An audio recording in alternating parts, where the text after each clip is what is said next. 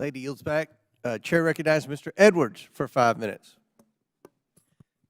Thank you, Mr. Chair. To each of our fine officers here, I thank you for your service at our border and all of those that are supporting you.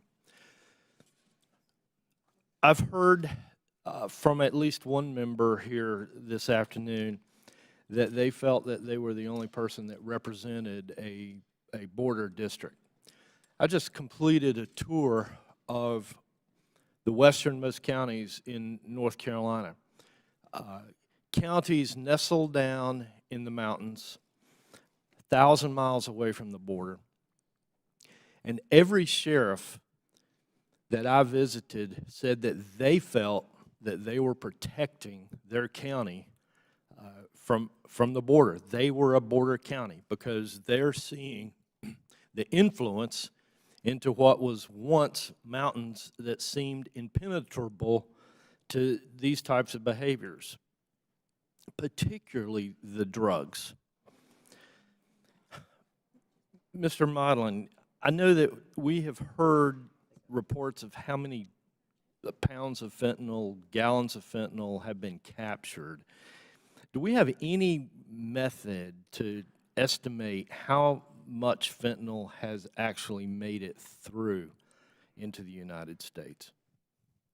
Thanks for the question, sir. To my knowledge, there is no way to estimate the amount that made it into the United States. It certainly, that estimation certainly wouldn't come from me. I'd like to follow up. When you discover fentanyl coming in, can you tell us what that looks like? Is it in the back of a truck, a backpack? Did somebody swallow it in some container? What are the mechanisms that people are using to get the Chinese fentanyl into the U.S.? Thanks again for the question, sir. So when we uncover fentanyl, usually it's in pill form. You've probably seen, because it's been widely discussed, some of the multicolored pills recently. I think my sector had one of the largest seizures of the multicolored fentanyl. It sort of looks a lot like candy would look like.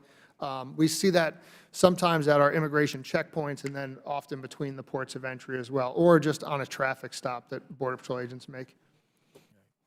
Thank you. Mr. Chair, I'd just like to comment to the committee that we heard an argument from the other side earlier this afternoon that this was an issue of humanity, and I couldn't agree more.